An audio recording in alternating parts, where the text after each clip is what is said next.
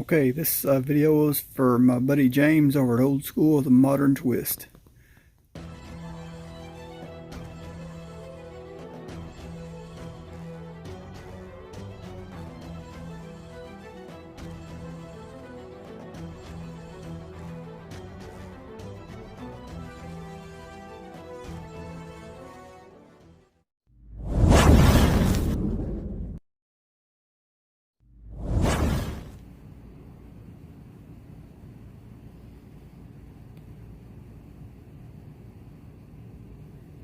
Alright, about got this lantern running. Well, actually, it's running. I lit it without the mantles, done good, so I'm getting her to burn these mantles. Just a little update. Told you that I would replace this homemade reflector with a original Coleman reflector, but I decided not to do that because somebody has done a darn good job making this one. I mean, they notched out the place for the bell.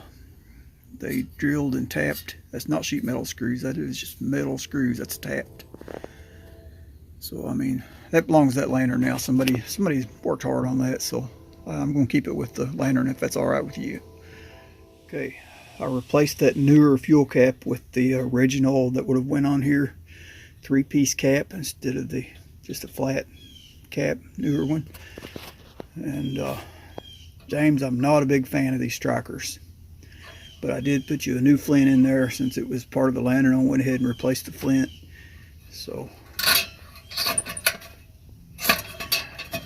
can't do it with one. There you go. Hard to do it with my left hand, but it does work. The best way to light these lanterns is take your time, take the globe off, preheat that generator, and light it that way. But I mean, the striker does work, but it's a little cold natured, so it's probably going to flood a little bit. So let's give this a try.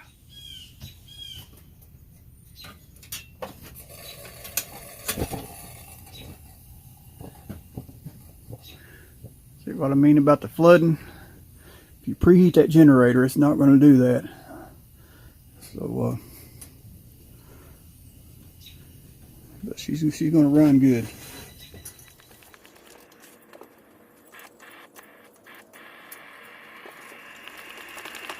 Heck yeah.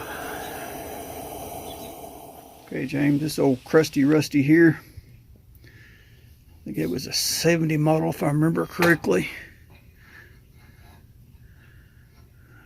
Yeah, it's 1970. And it's, like I said, it's crusty and rusty.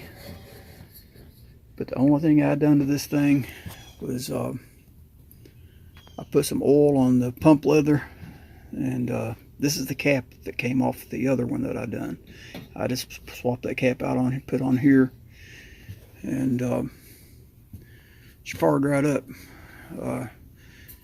This right burner tube was stopped up with cobwebs or something because it shot yellow flames out of there down to the bottom for several minutes before it burned out. So whatever it was burned out of it. But let's fire this thing up, see what she looks like. See the difference that makes when you preheat that generator instead of using that striker. If you preheat that generator, you get no flare up.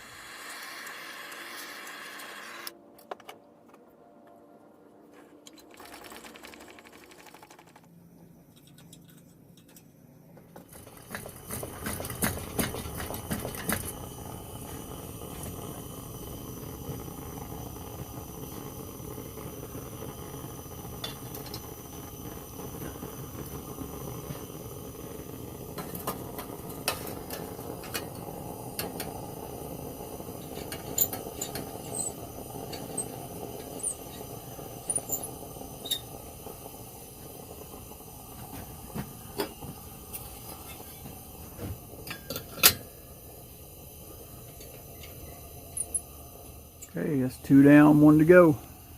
Okay, James, this old powerhouse, I didn't do anything to it. I didn't even oil the pump leather. And you can see there's something fishy going on there at these mantles. Get in closer. Or booties, as James calls them.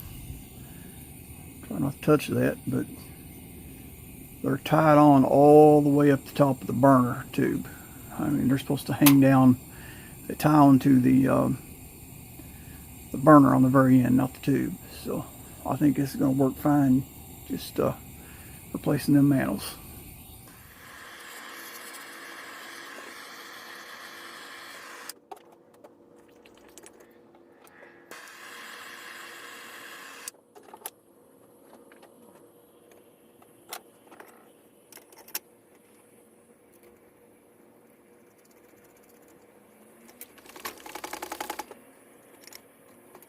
Okay, James, there's the newer model, the Powerhouse.